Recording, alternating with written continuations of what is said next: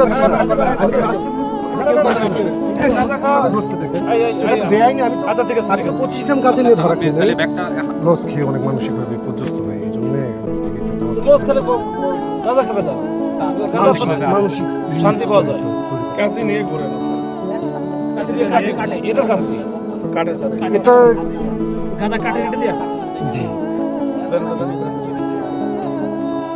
এটা কি রেগুলারই করে না মাঝে মাঝে? কয় পুড়িয়া এত টাকা তো থাকে না, কিভাবে খাবো? এই গাঁজাগুলো এটা কি এলাকা থেকে নিয়ে আসছেন না এইখান থেকে? এখান থেকে কিনে এলাকা থেকে নিয়ে আসছেন। টাকা গাঁজা কিনতে টাকা লাগবে। এই যে একটা বিজনেস লস খেলাম, আমি তো এটাই আলোচনা করতে চাচ্ছিলাম যে মানসিকভাবে এই মুহূর্তে আমি বিপর্যস্ত। আচ্ছা, ঠিক আছে। আমি আমি অনধিকার কিছু করতেছি না, বেআইনি কিছু করতেছি না।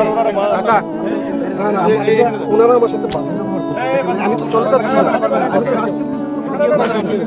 তো ধরতে দেখেন, বেআইনি, আমি তো 25 গ্রাম কাছে নিয়ে ধরা খেয়ে নেই।